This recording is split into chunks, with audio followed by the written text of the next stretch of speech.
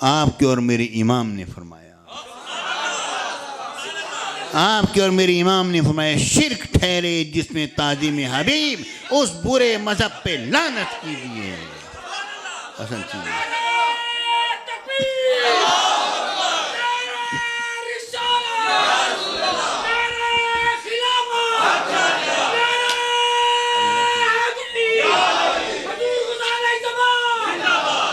جب انسان رب کی بارگاہ میں پہنچے گا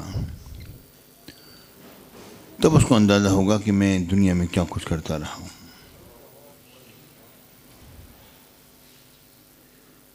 اللہ اور اس کا رسول، بس یہ دو ہیں جن پر کہ بخشش کا مدار ہے۔ جس نے اللہ کو راضی کر لیا اور اپنے حبیب کا ہو گیا، سمجھ لو کہ فلاح پا گیا۔ لیکن اللہ کا کیسا بنا جائے اور رسول کے ہم کیسے ہو جائیں؟ پیارے بھائیوں، اس میں اطاعت اور اتباع کو دخل ہے۔ لیکن صرف اطاعت اور اتباع کی بات نہیں، بلکہ اس میں وہ اطاعت و اتباع ہے جس میں محبت پائی جائے، اور اطاعت و اتباع ہوتی وہی ہے جس کے اندر کی محبت ہوتی ہے، اور جس میں محبت نہیں ہوتی وہ اطاعت و اتباع نہیں ہوتی۔ خوش قسمت ہوتے ہیں وہ لوگ جو کہ دنیا میں آتے ہیں، ان کا مطمع نظر یہ ہوتا ہے کہ میرا رب راضی ہو جائے، بالآخر آنکھ بند ہونی ہے، رب کی بارگاہ میں حاضر ہونا ہے۔ اسلام ایک ایسی حقیقت ثابتہ ہے، اور اسلام ایک ایسا پیارا اور میٹھا مذہب ہے جس نے کہ ہمیں اس دنیا کی حقیقت اور اس کی ابتدا اور انتہا کے بارے میں سب کچھ بتلا دیا ہے۔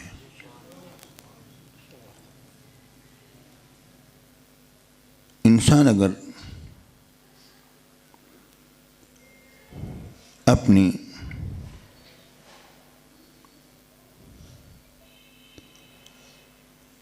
اندر غور کرے تو اسے سب کچھ نظر آ جاتا ہے، لیکن اپنے اندر غور کرے کون اور کیسے غور کیا جائے؟ اپنے آپ کو سمجھے تو کیسا سمجھا جائے؟ اپنے آپ کو انسان آگے لے کر جائے تو کیسے لے کر جائے؟ اصل میں وعدہ الست ہوا تھا، رب نے فرمایا الستُ بربکم، کیا میں تمہارا رب نہیں؟ سب نے کہا تھا کیوں نہیں، یقیناً تو ہمارا رب ہے۔ مگر سب نے جب یہ کہا تھا کہ تو ہمارا رب ہے تو ایک دم سے سب نہ بولے تھے، ایک دم سے سب نہ بولے تھے۔ سب سے پہلے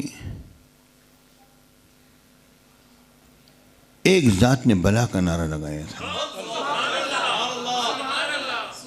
اور انہی کی آواز سب سے بلند تھی۔ تفاسیر سے بات ثابت ہے کہ وہ آپ کے اور میرے نبی حضرت محمد رسول اللہ احمد مصطفیٰ صلی اللہ علیہ وسلم، میرے آقا نے جس وقت بلا کا نعرہ لگایا اور سنا تو پھر ہر طرف سے بلا بلا کی صدائیں آنے لگی۔ اب ہم لوگ اس ماحول میں رب کی ربوبیت کا اقرار کر چکے ہیں، رب کی الوہیت کا اقرار نہیں لیا رب نے ہم سے۔ الستُ بِإِلٰہِکُم نے فرمایا کیا میں تمہارا معبود نہیں؟ الستُ بِربکم، کیا میں تمہارا رب نہیں؟ ربوبیت کے بارے میں بات ہو رہی ہے، الوہیت کے بارے میں وہاں پر رب العالمین نے کچھ بھی نہیں فرمایا۔ اس کا مطلب کیا ہے؟ وہ ایک وعدہ ہوا تھا ہم سے، اس کے بعد پھر ہم ارواح میں کھو گئے۔ اب ہر شخص اپنی باری کا انتظار کرنے لگا۔ جس کی جب باری آئی تو وہ اس دنیا میں پیدا ہوا۔ اب جب پیدا ہوا تو ہر شخص کے ذہن میں ایک سوال اٹھتا ہے، اور اس سوال کیا ہے؟ معلوم ہے ربوبیت کسے کہتے ہیں؟ پہلے ربوبیت کے مفہوم کو آپ سمجھیے۔ رب کہتے ہیں کسی بھی شے کو آہستہ آہستہ منصب کمال تک پہنچا دینا، یہ رب ہے، یہ ربوبیت ہے، اور پہنچانے والا وہ رب ہوتا ہے۔ یعنی کسی کو پروان چڑھانا، کما ربیانی صغیرا، یا اللہ میرے ماں باپ پر رحمت فرما جس طرح کہ انہوں نے بچپن میں میری پرورش کی تھی۔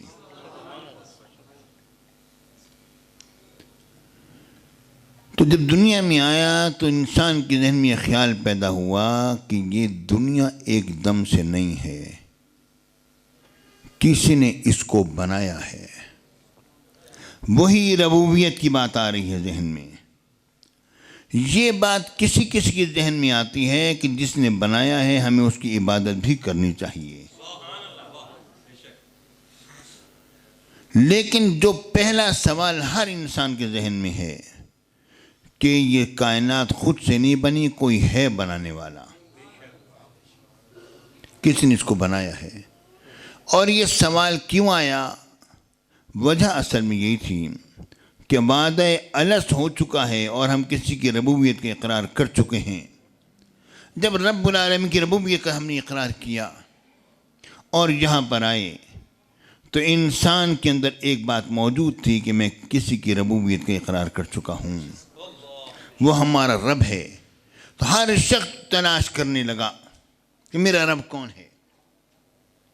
اب یہ بات آئی کہ جو ہمارا رب ہے ہمیں اس کے قریب ہونا چاہیے۔ قریب کیسے ہوں گے؟ اس کو منائیں گے۔ منائیں گے کیسے؟ کسی نے کہا سجدہ کر کے منائیں گے، کسی نے کہا کسی انداز میں پوچھ کر منائیں گے، کس انداز میں منائیں گے۔ اسی رب کی تلاش میں لوگوں نے پھر اپنے معبودات بنائے۔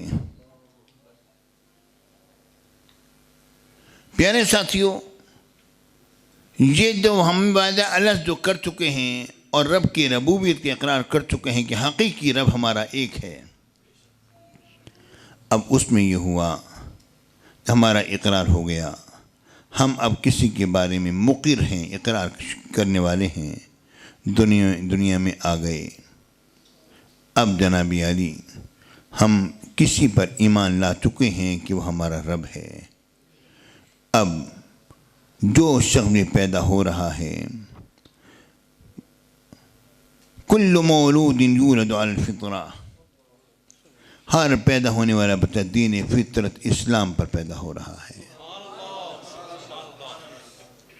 کیونکہ وہ رب العالمین کی ربوبیت کا اقرار کر چکا ہے۔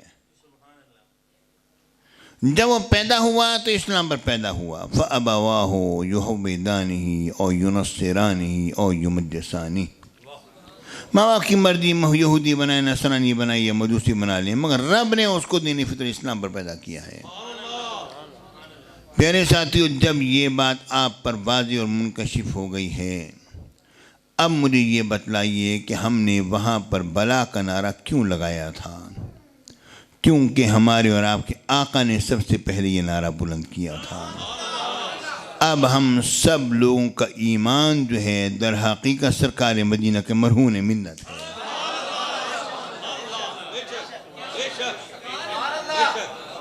اب جو ایمان لے کر آئے ہیں میرے آقا حضور علیہ السلام سے مرہون منت ہے کہ میرے آقا حضور علیہ السلام نے نعرہ جو لگائے ہر طرف سے آوازیں آنے لگیں۔ اب غور کرو پیارے بھائیو، ساری کائنات کو ایمان عطا فرمانے والے آپ کے اور ہمارے نبی ہیں، اور چونکہ وہ ایک حجاب میں بات چلی گئی، لیکن انسان کی فطرت میں وہ چیز موجود ہے کہ میں کسی کی ربوبیت کا اقرار کر چکا ہوں۔ اب یہاں پر آ کر وہ تلاش کرتا ہے، یقیناً کوئی ہے بنانے والا۔ بنانے والا ہے تو کون ہے؟ پھر اس پر یہ بات آتی ہے جس نے بنایا ہے اس کو، وہ ہمارا معبود ہے۔ پھر یہ بات آئی، پہلی بات یہی آئی کہ کائنات خود سے بنی نہیں۔ کیوں خود سے نہیں بنی؟ کون سی دلیل ہے کہ خود سے نہیں بنی؟ ہو سکتا ہے اچانک دھماکہ ہو کائنات بن گئی ہو۔ پیارے بھائیوں، دھماکہ بھی کسی چیز میں ہوا ہوگا۔ مجھے یہ بتاؤ وہ چیز کہاں سے بنی ہے؟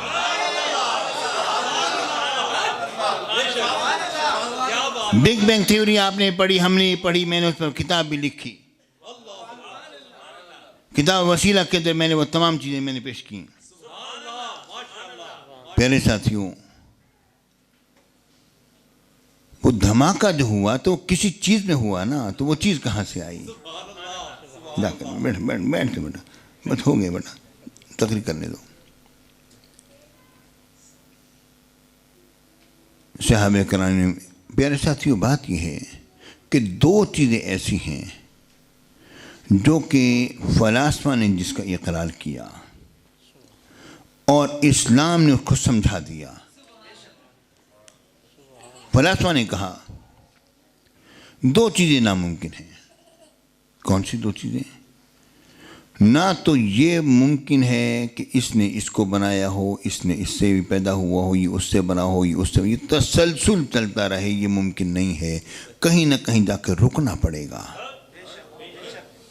رکنا پڑے گا۔ اور فلاسفہ یہ کہتے ہیں یہ بھی ممکن نہیں ہے کہ اس نے اس کو بنایا ہو اور اس نے اس کو بنا دی، یہ بھی ممکن نہیں ہے۔ کہتے ہیں یہ ممکن نہیں ہے کہ اس نے اس کو بنایا ہو، کسی ایک نے کسی ایک کو بنایا ہے، اس طرح نہیں ہے۔ اگر اس نے اس کو بنایا ہے تو اس کو کس نے بنایا؟ اس نے بنائی ہے تو اس کے بنانے سے بنا ہے، کیسے بن گیا؟ اس کو دور کہتے ہیں۔ فلاسفہ نے کہا نہ دور ممکن ہے، نہ ہی تسلسل ممکن ہے، رکنا تو پڑے گا کہیں پر۔ پیارے ساتھیو، اب میرے آقا کی باری اقدس میں صحابہ کرام نے کی، یا رسول اللہ، حضور ہمارے ذہن میں کچھ سوالات آتے ہیں، کچھ خیالات آتے ہیں جو نامناسب ہوتے ہیں، میں خلاصہ پیش کر رہا ہوں۔ تو میرے آقا نے فرمایا ہاں، جب یہ بات آئی کہ اس سے یہ بنا، اس سے یہ بنا، اس نے اس کو بنایا، اس نے اس سے یہ بنا، چلتے چلے جاؤ گے، جب یہاں پر پہنچو کہ اللہ نے اس کو بنایا، پھر پہنچ کے رک جاؤ بس۔ اس سے آگے تمہیں سوچنے کی اجازت نہیں ہے، رکنا ہے ایک جگہ پر آ کے۔ اور یہی بات فلاسفہ کہتے ہیں، رکو گے تو صحیح نہ۔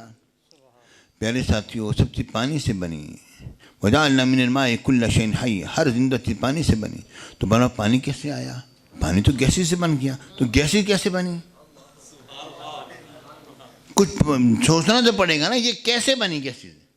خود تو نہیں بن گئی نا، نہیں ماحول تھا، ماحول کیسے بن گیا؟ پیارے بھائیوں، کہیں نہ کہ رکنا پڑے گا، ماننا پڑے گا کہ کوئی ہے جس نے اس کو بنایا ہے۔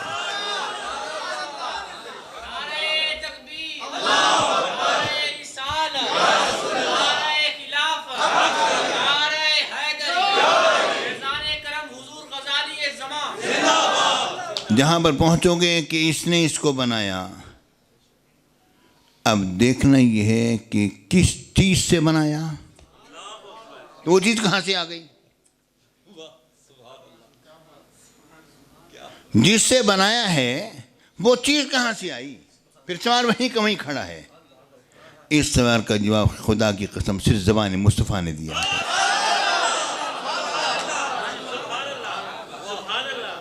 صرف میرے آقا کی زبان پاک نے اس سوال کا جواب دیا ہے۔ میرے آقا نے فرمایا کہ حضرت جابر بن عبداللہ رضی اللہ تعالیٰ عنہ نے پوچھا، یا رسول اللہ، اللہ نے سب سے پہلے کس چیز کو بنایا؟ میرے آقا نے فرمایا، یا جابر اول ما خلق اللہ نور نبیک من نورہ، اے جابر، اللہ نے سب سے پہلے تیرے نبی کے نور کو اپنے نور سے بنایا۔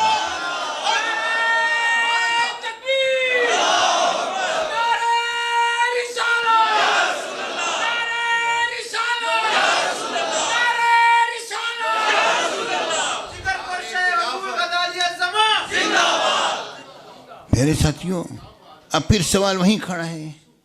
اللہ نے اپنے نور سے بنایا تو دو باتیں ماننی پڑیں گی، یہ تو ساری کائنات کو اللہ ماننا پڑے گا، نعوذ باللہ معاذ اللہ، اللہ کے نور سے بنے، اور حضور کے نور سے کائنات بنی، یا پھر یہ بات ماننی پڑے گی یہ نور کچھ اور ہے تو وہ نور کہاں سے آیا؟ پیارے ساتھیو، یہ جب اعتراض جب ذہن میں آئے تو اس کا جواب قرآن دے گا، کیا قرآن دے گا؟ اب قرآن اس کا جواب کہاں سے لے کر آ رہا ہے؟ غور کہاں پر دیا قرآن نے اس کا جواب کہاں پر دیا؟ کچھ آیات متشابہات ہوتی ہیں، اس کا علم اللہ کے پاس ہوتا ہے، اور جو راسخ فی العلم ہوتے ہیں وہ بھی اس کو جانتے ہیں، پر وہ کہتے ہیں ہم اس پر ایمان لے کر آئے، وہ متشابہات ہیں، تمہاری سمجھ میں نہیں آئیں گی۔ وہ کون سی آیات ہیں؟ وہ دو طرح کی آیات ہیں، یا تو ان کا ترجمہ ہی سمجھ میں نہیں آئے گا، اگر ترجمہ آ گیا تو اس کا مفہوم سمجھ میں نہیں آئے گا۔ الف لام میم کا ترجمہ کوئی کر دے گا؟ نہیں۔ کاف ہا یا عین صاد کوئی ترجمہ کرے گا؟ نہیں کرے گا۔ اس کے لطائف بیان ہو جاتے ہیں، ترجمہ نہیں ہوتا۔ یہ متشابہات ہیں، اور کچھ ایسے ہیں جو ترجمہ تو کر دو گے بس پتہ نہ چلے گا کہ مطلب کیا ہے۔ ید اللہ فوق ایدیہم، ان کے ہاتھوں پر اللہ کا ہاتھ ہے۔ اب اللہ کے ہاتھ کا مطلب کیا ہے؟ ید کا لفظ بھی سمجھ میں آ گیا اور اللہ کے کلمہ کا مفہوم بھی ذہن میں آ گیا، اللہ کا ہاتھ۔ کل من علیہا فان ویبقى وجہ ربک ذو الجلال والاکرام، سب کچھ جو زمین پر ہے فنا ہے، صرف اللہ تعالیٰ کی ذات، اس کا چہرہ باقی ہے۔ وجہ ربک، آپ کے رب کا چہرہ، وجہ چہرے کے کہتے ہیں۔ اب رب کا چہرہ کیسا؟ سمجھ میں نہیں آتا۔ انک فی اعیننا، اے محبوب آپ تو ہماری آنکھوں میں بستے ہیں۔ پیارے بھائیو، آیون کا مطلب سمجھ میں آ گیا، آنکھیں ہیں، مگر رب کی آنکھ کا مطلب کیا ہے؟ پیارے بھائیو، اگر رب کی آنکھ کو الگ مانو گے اور رب کے ہاتھ کو الگ مانو گے، رب کے چہرے کو الگ مانو گے، رب کی پنڈلی کو الگ مانو گے، تو رب کی تو تجزی ہو جائے گی۔ اللہ تعالیٰ جز سے پاک ہے، تو جو رب کا ید ہے وہی اس کی عین ہے۔ یہ اس کو ہم سمجھنے سے عاجز ہیں، سمجھ نہیں پاتے ہم اس کو۔ جب سمجھ میں نہ آئے تو بس کیا کہو؟ وہی کہو جو راسخ فی العلم کہتے ہیں کہ ہم اس پر ایمان لے کر آئے۔ یہ ساری آیات اور احادیث آپ کے سمجھ میں نہیں آ رہی نا، کوئی بات نہیں، مگر ایمان تو رکھتے ہو نا۔ اس کا مطلب اللہ جانے، اس کا رسول جانے۔ تو جب میرے آقا نے فرمایا کہ یا جابر اول ما خلق اللہ نور نبی کا من نور ہی، اے جابر، اللہ نے سب سے پہلے آپ کے نبی کے نور کو اپنے نور سے بنایا۔ اب اپنے نور سے بنانے کا مطلب سمجھ میں نہیں آتا نا، نہ کوئی بات نہیں، بس تم ایمان لے کر آؤ۔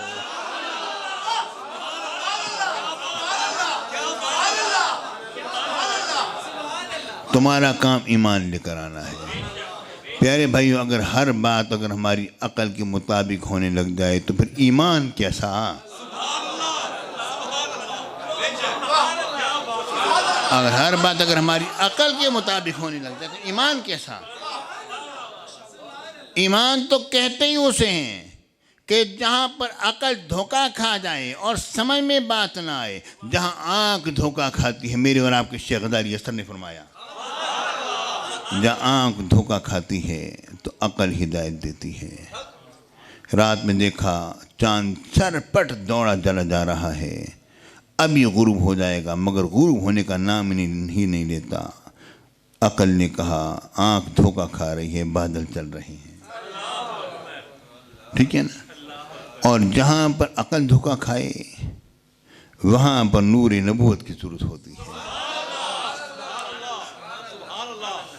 اب وہاں پر اپنی عقل کو اوپر سے پوچھ ڈال دو، پیچھے ڈال دو اپنی عقل کو، اور پھر یہ کہو منا، ہم ایمان لے کر آئے۔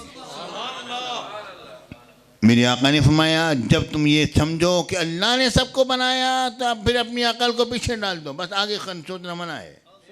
اللہ کو کس نے بنایا؟ تو اللہ تعالیٰ کو نہیں جانتا، اس کی حقیقت سے کوئی واقف نہیں ہے۔ میرے آقا کی حقیقت سے کوئی واقف نہیں ہے تو اللہ کی حقیقت سے کوئی کیا واقف ہے؟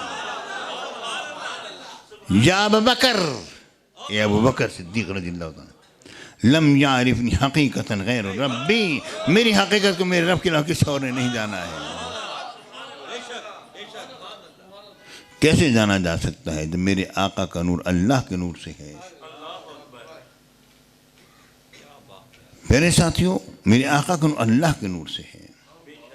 اب بات سمجھ نہیں آتی، بس ایمان لے کر آؤ۔ پیارے ساتھیوں، ہم اپنے نبی کی تقلید نہیں کرتے ہیں، تقلید نہیں کرتے ہم اپنے نبی کی۔ وجہ کیا ہے؟ تقلید وہ ہوتی ہے جس نے ہمارے اور آپ کے امام اعظم ابو حنیفہ رضی اللہ تعالیٰ نے فرمایا، اگر میرا قول کسی حدیث صحیح کے مقابلے میں آ جائے تو میرے قول کو چھوڑ دو، صحیح حدیث کو لے لو۔ مطلب کیا ہے؟ ہم ان کی تقلید کرتے ہیں۔ جب تشکیک کے مشکک سے زائل ہو جاتی ہے، جب کوئی شک ڈالنے والا شک ڈالے تو تقلید سے انسان پیچھے ہٹ جاتا ہے۔ جب کوئی صحیح حدیث آئے گی تو تقلید نہیں ہوگی، چھوڑ دیا جائے گا۔ ہم اپنے نبی کی تقریر نہیں کرتے، اپنے امام کی تقریر کرتے ہیں۔ ہم اپنے نبی پر تو ایمان لے کر آتے ہیں، ہم تو اپنے نبی پر ایمان لے کر آئیں، تقلید نہیں ہے۔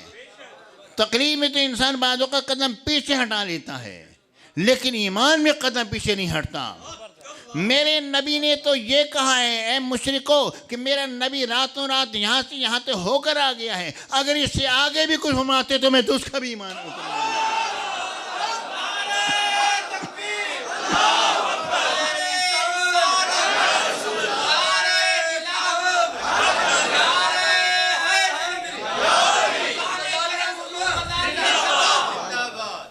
بات سمجھ آ رہی نہیں آ رہی ہے؟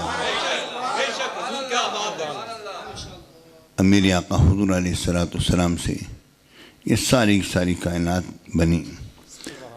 اے جابر، پھر تیرے نبی کے اللہ رب العالمین 4 حصے کیے۔ اللہ اکبر، ایک سے عرش الہی بنا، ایک سے قلم بنا، ایک سے لوح بنی، پھر تیسرے چوتھے کے پھر 4 حصے ہوئے، اس سے یہ بنا۔ میرا اس 16 حصے میرے آقا نے بیان فرمائے۔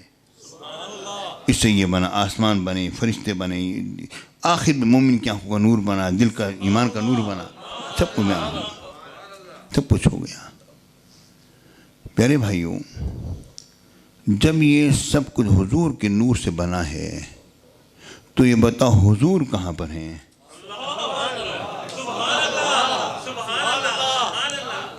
جب سب کو حضور سے بنا، حضور کہاں پر ہیں؟ پیارے بھائیوں، حضور اپنی جگہ پر موجود ہیں، حضور اپنی جگہ پر موجود ہیں، اور حضور ہر شے میں موجود ہیں۔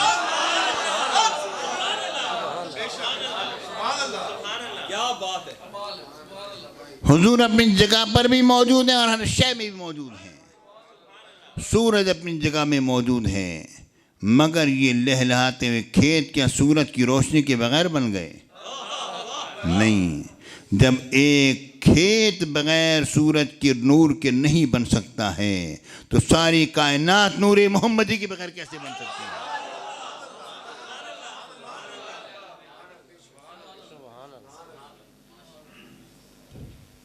میرے ساتھیوں، میرے آقا حضور علیہ السلام کے نور پاک ساری کائنات بنی۔ نہیں یہ حدیث جو آپ پیش کرتے ہیں، یہ حدیث تو کہا جاتا ہے کہ مصنف عبد الرزاق کے اندر موجود ہے، اور مصنف عبد الرزاق کے اندر یہ حدیث ہے ہی نہیں، آپ تلاش کر لو، ملتی نہیں ہے۔ کیسی بات کرتے ہو؟ پیارے ساتھیوں، اس کے بارے میں 2 باتیں عرض کرتا ہوں۔ مصنف عبد الرزاق میں یہ حدیث آپ کو نہیں ملی۔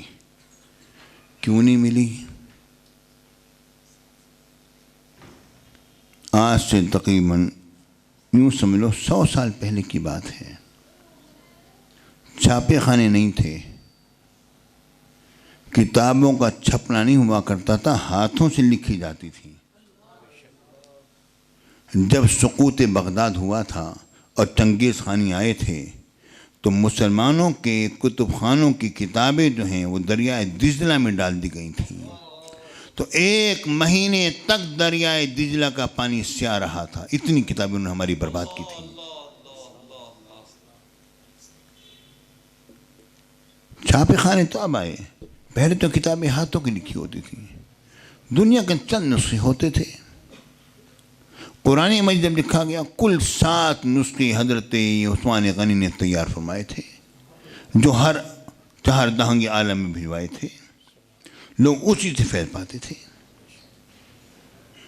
اسی سے یاد کرتے تھے۔ اسطوانۃ المصحف آج بھی مدینہ منورہ میں موجود ہے، میرے آقا کے سرہانے مبارک کی طرف۔ وہ مصحف، وہ ستون جہاں پر کہ مصحف رکھا جاتا تھا، قرآن مجید لکھا ہوا تھا، صندوق کے اندر پڑا وہ رکھا ہوا ہوتا تھا، لوگ جاتے تھے، کھولتے تھے، تلاوت کی اور چلے گئے۔ پیارے ساتھیوں، تو ہوا یہ کہ جب کتابیں چھپنے کی باری آئی تو دوسرے لوگ بھی پیدا ہو چکے تھے، ان کو یہ حدیث ہضم نہیں ہوتی تھی، انہوں نے وہاں سے وہ کتاب حدیثیں نکال دی۔ اب اس پر دلیل کیا ہے کہ انہوں نے نکالی ہیں؟ اب ذرا سنو، ذرا غور سے سنو پیارے بھائیوں، تقریباً 10 اجلہ محدثین کرام، جلیل القدر محدثین، اپنی کتابوں میں لکھتے ہیں، حدیث نور کوٹ کرتے ہیں، پورے مکمل کی مکمل لکھتے ہیں، لکھنے کے بعد کہتے ہیں مصنف عبد الرزاق میں حدیث لکھی ہوئی ہے۔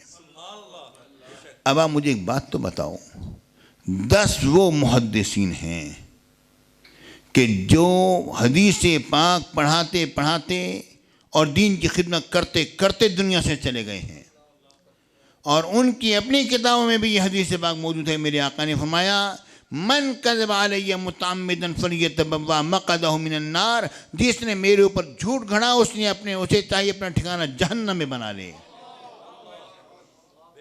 اب ان کی کتابوں میں یہ حدیث بھی موجود ہے، اور وہ کہتے ہیں کہ یہ حدیث نور مصنف عبد الرزاق میں موجود ہے۔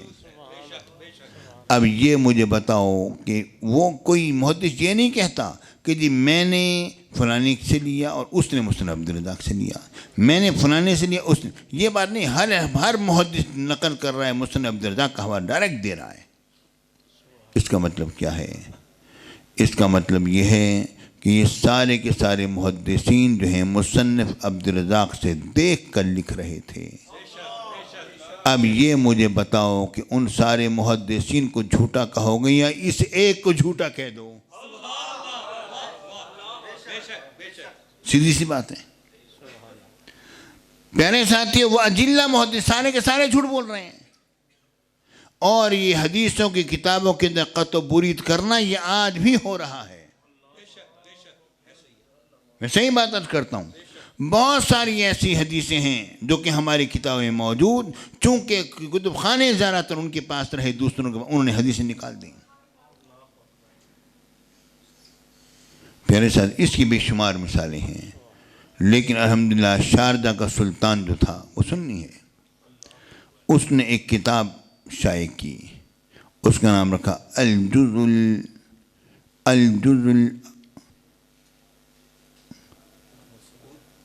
المفقود من مصنف عبد الرزاق، من جزء مصنف عبد الرزاق۔ یہ وہ جز ہے جو کہ مصنف عبد الرزاق سے گم ہو گیا تھا، یہ اب ہم آپ کو پیش کر رہے ہیں، اس نے پوری حدیث وہاں سے لے کر نقل کر دی۔ پیارے ساتھیوں، بات اصل میں یہ ہے کہ حضور علیہ السلام کی حقیقت طیبہ کا نور ہونا یہ بالکل احادیث مبارکہ سے ثابت ہے۔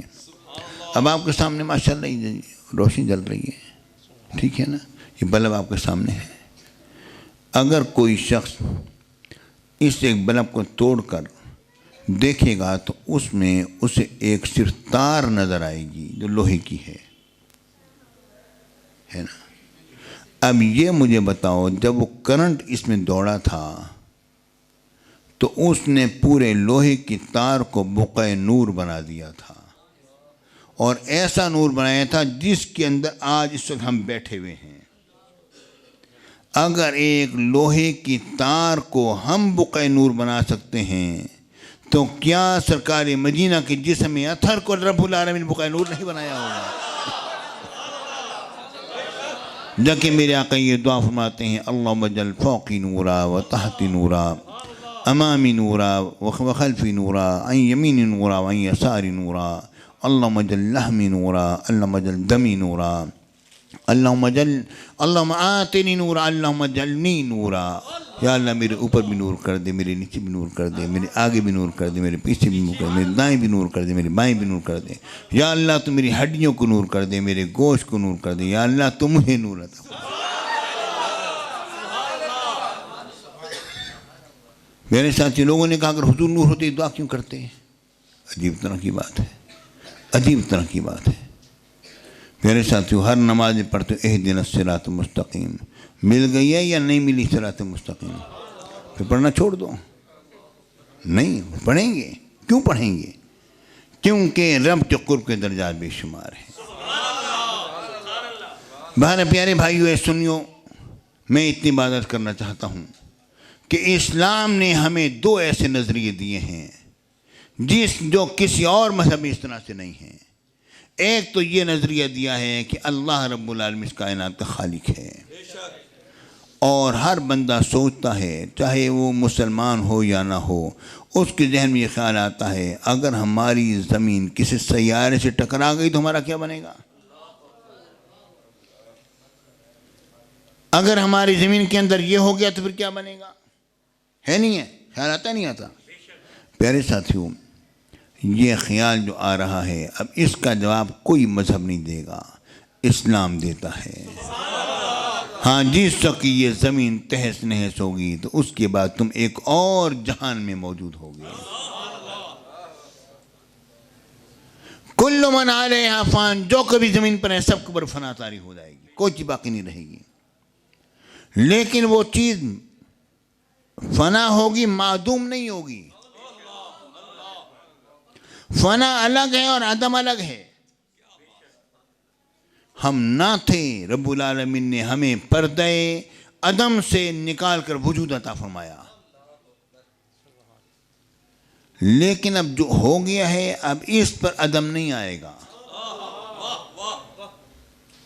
یہ عدم کے پردے میں واپس نہیں جائے گی. چیز جو موجود ہو گئی ہے عدم کے پردے میں واپس نہیں جائے گی، اس پر فنا طاری ہوگی.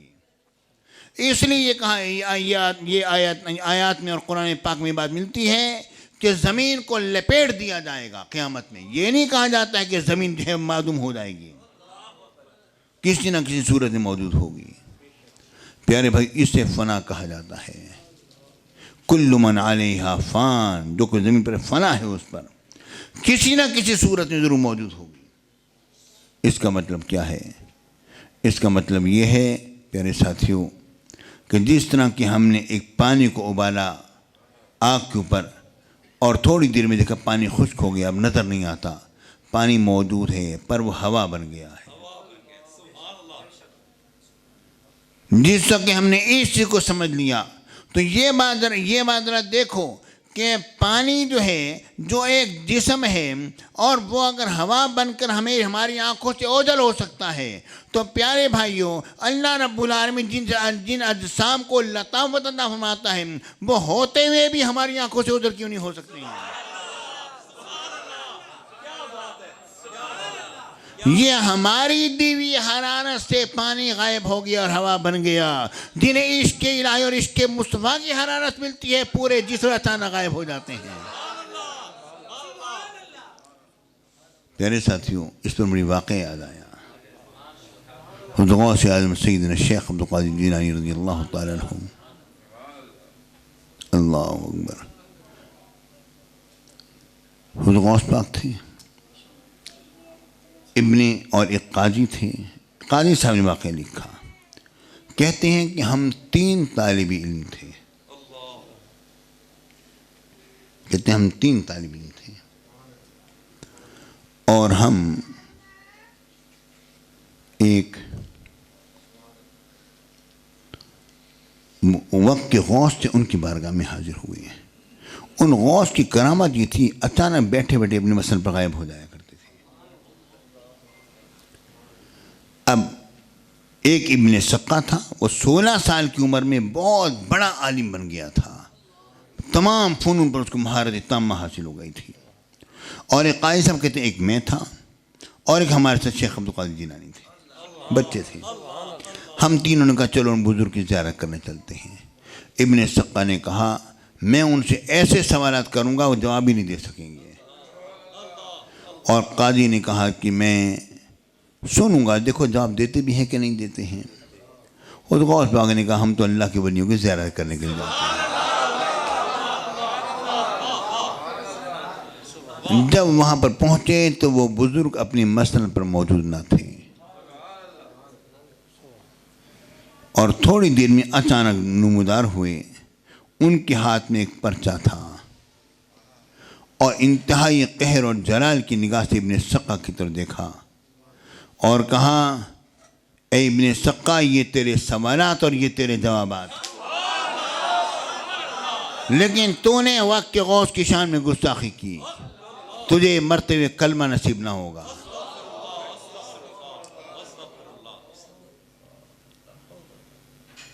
اور اس سے کم قہر اور جلال کی نگاہ سے قاضی کی طرف دیکھا، کہا تیری گستاخی اتنی تو نہیں ہے، لیکن تو دنیا میں کانوں تک دھس جائے گا۔ اور محبت اور پیار سے اس غوث پاک کی دیکھا، کہا اے عبدالقادر، میں دیکھ رہا ہوں کہ کل آپ اس مسند پر جلوہ گر ہوں گے۔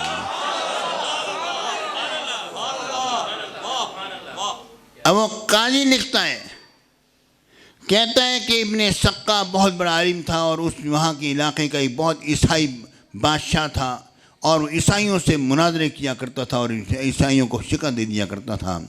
عیسائی بادشاہ بہت پریشان تھا ابن سقا کے ہاتھوں۔ اس نے اپنے وزیر سے کہا کچھ کرو۔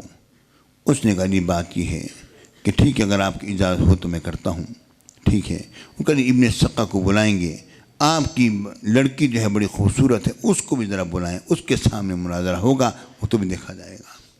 ابن سقا کو بلایا گیا، اس کی لڑکی، اس کی نگاہ جو پڑی دل سے فریفتہ ہو گیا۔ اب جناب اس کے خیال میں رہنے لگا، اور اس نے پھر وزیر سے رابطہ کیا، کہا کسی طرح میری شادی کرا دو اس سے۔ تو وزیر نے کہا جی بادشاہ سے بات کی، اور پھر کہا کہ بات اس وقت تک تو شادی نہیں ہو سکتی جب تک کہ تو عیسائی مذہب قبول نہیں کرے گا۔ سوچتے سوچتے بالآخر دل کے ہاتھ مجبور ہوا، اس نے اپنے مذہب کو چھوڑا اور شادی اس سے کی۔ اور کرنے کے بعد ان بزرگوں نے یہ بھی کہا تھا ابن سقا تیرے جسم میں کیڑے پڑیں گے، یہ فرمایا تھا۔ پیارے ساتھی، اس کے بعد کیا ہوا، جب وہ ابن سقا کی شادی ہوئی تو 6 مہینے کے اندر اس ابن سقا کی جسم سے بدبو آنے لگی۔ جب آنے لگی تو بادشاہ کی لڑکی نے کہا ہٹاؤ اس کو، یہ کیا مصیبت ہے۔ اس کو اٹھا کر کوڑے کے ڈھیر پر پھینک دیا گیا۔ اب وہ قاضی کہتے ہیں کہ میں ابن سقا کے پاس سے گزرا جب کہ اس کا آخری وقت تھا، تو میں نے ابن سقا سے پوچھا اے ابن سقا کیا حال ہے؟ اس نے کہا بس وہ غوث کی دعائے ضرر مجھے لے گئی۔ اے ابن سقا، تو حافظ قرآن تک کوئی آیت بھی یاد ہے؟ قرآن یاد ہے؟ اس نے کہا صرف ایک آیت یاد ہے۔ اس نے کون سی؟ اس نے کہا وَيَقُولُ الْكَافِرُ يَا لَيْتَنِي كُنْتُ تُرَابًا، قیامت میں کافر کہیں گے کاش کی میں مٹی ہوتا۔ اور پھر اس کی روح نکلنے لگی۔ کہتے ہیں میں نے سوچا کہ اس کا کم از کم منہ تو قبلہ کی طرف کر دوں، میں نے اس کے منہ کو پکڑا، پھر چھوڑا، پھر دوبارہ قبلہ سے ہٹ گیا۔ 1-2 دفعہ کرنے کے بعد پھر میں پیچھے ہٹ گیا۔ اس کی روح اسی طرح نکلی کہ قبلہ کی طرف اس کا رخ نہ تھا۔ اور وہ قاضی کہتا ہے کہ جی میرے سلسلے میں اس غوث کی دعا اس طرح ظاہر ہوئی کہ میں دنیا میں قاضی بنا، پھر میں نے اتنی رشوت لی کہ میں دنیا میں کانوں تک دھس گیا۔ اور اب ساری دنیا جانتی ہے کہ شیخ عبدالقادر جیلانی کس مقام پر ہے۔ من عادى لي وليا فقد آذنت بالحرب، جس نے میرے ولی سے عداوت رکھی مجھے اللہ کا اسے اعلان جنگ ہے۔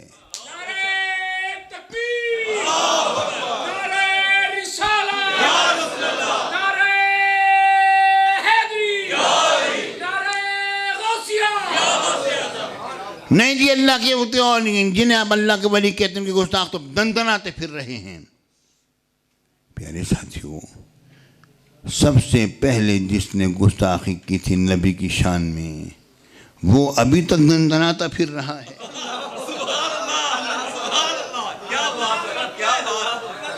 ابھی تو دندناتا پھر رہا ہے۔ حالانکہ رب نے فرمایا کہ جا تو مردود ہے، تو رجیم ہے، نکل جا تو یہاں سے، سارا کچھ ہوا۔ پیارے بھائیو، یہ مجھے بتاؤ کہ میرے آقا حضور علیہ السلام پر ظلم و ستم جن لوگوں نے کیا، کیا ان پر ایک ہی دم سے عذاب آ گیا تھا؟ نہیں۔ کیا ابو جہل اسی وقت مر گیا تھا جب اس نے گستاخیاں کی تھیں؟ کیا ابو لہب پر اسی وقت قہر ٹوٹ گیا تھا؟ کیا عتبہ اور شیبہ اسی وقت فنا ہو گئے تھے؟ نہیں۔ میرے آقا نے فرمایا کہ رب العالمین نے فرمایا من عادی لی ولیا فقد آذنتہ بالحرب، جس نے میرے ولی سے عداوت رکھی مجھے اللہ کا اسے اعلان جنگ ہے۔ پیارے ساتھیوں، آج کل اولیاء کرام کی گستاخیاں ہو رہی ہیں، اور یہ مس بھولو کہ یقیناً خمیازہ بھگتنا پڑے گا۔ اور آج کل ہوتا کیا ہے، آخری بات یہ عرض کر رہا ہوں، بس ختم بات کر رہا ہوں۔ ہوتا کیا ہے؟ ہوتا یہ ہے کہ ہمارا نوجوان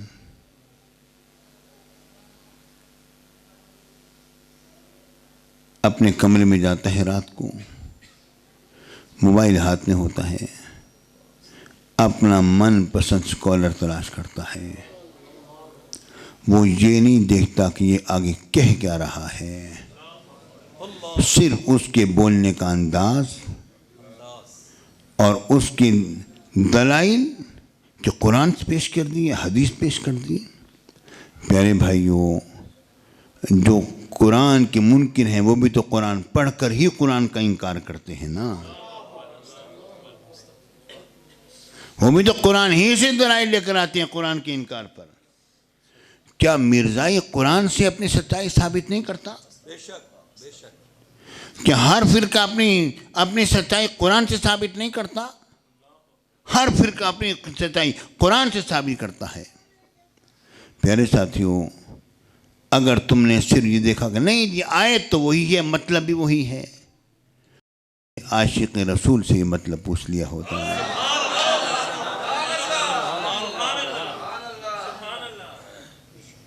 وَوَجَدَكَ ضَالًّا فَهَدَىٰ، گستاخ کہتا ہے کہ اللہ نے آپ کو گمراہ پایا تو ہدایت دی، اور عاشق کہتا ہے کہ اللہ نے آپ کو اپنی محبت میں گم پایا تو اپنی طرح دے دی۔ لفظ تو ایک ہی ہے، دال کا لفظ تو ایک ہی ہے، لیکن مطلب ایسا ہوا، ترجمہ ایسا ہوا، مفہوم ہی بدل کے رہ گیا۔ بھئی تم نے دال کا ترجمہ محبت سے کہاں لے لیا؟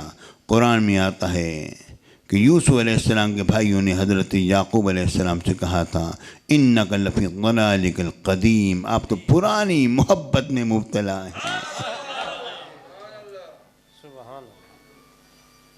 پیارے ساتھیوں، یہ چیزیں لے کر آپ دیکھیے، غور کیجئے، ساری کی ساری لوگوں نے اپنے اسلاف کی چیزوں کو چھوڑ دیا۔ آپ اپنے بزرگوں سے پوچھو، کسی بھی مسئلہ کے بیٹھے ہوئے ہو، مجھے اس سے غرض نہیں ہے، میں کوئی متعصب شخص نہیں ہوں، میں اپنے مسلک میں متسلم ضرور ہوں مگر متعصب نہیں ہوں۔ میرے باہر قسم کا بندہ آتا ہے، بیٹھتا ہے۔ پیارے ساتھیوں، اپنے بزرگوں سے پوچھو کہ آپ اپنے ایمان سے یہ تو بتائیں، چاہے وہ بزرگ جس بھی مسلک کا ہو، کہنا آپ سچی بات بتاؤ کہ کیا ان فقیروں کو ماننے والے اور پیروں کے ماننے والوں کے علاوہ دوسرے لوگ کیا اتنے ہی تھے 30-40 سال پہلے جتنے اب نظر آتے ہیں؟ نہیں۔ آپ کو اگر انہوں نے سچ بولا تو بتائیں گے نہیں، یہ اب بڑھے ہیں۔ اے سنیو، تم ہمیشہ والے ہو اور حق پر صرف تم ہو، یہ ذہن میں رکھو۔ واللہ حق پر صرف تم ہی ہو، کوئی اور حق پر نہیں ہے. تم ہی تو ہو پرانے، اور کیا ہے؟ تم ہی تو پرانے ہو، اور کیا ہے؟ پوچھو ان سے کہ یہ کہاں سے آئے. کیا اتنی مسجدیں تھیں ان کی کبھی؟ پرانی جتنی مسجدیں آپ کو ملیں گی ساری کی ساری ہماری ملیں گی. یہ صرف ڈالر اور ریالوں کی پیداوار ہیں، یہ عشق کے مصطفیٰ اور دین محمد عربی کی پیداوار نہیں ہے.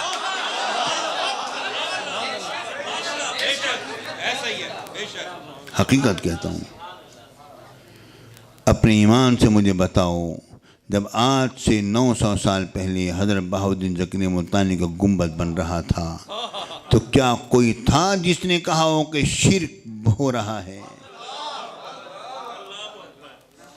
کس نے کہا؟ پیارے بھائیوں، یہ پرانے گنبد جو ہیں وہ کسی مسلک کی سچائی کا ثبوت ہیں. آخر میں بس ایک بات کہہ رہا ہوں، ایک دو جملے ہیں، غور سے سنو. آپ کے اور میرے امام نے فرمایا، آپ کے اور میرے امام نے فرمایا، شرک ٹھہرے جس میں تعظیم حبیب اس برے مذہب پہ لعنت کیجیے. اصل چیز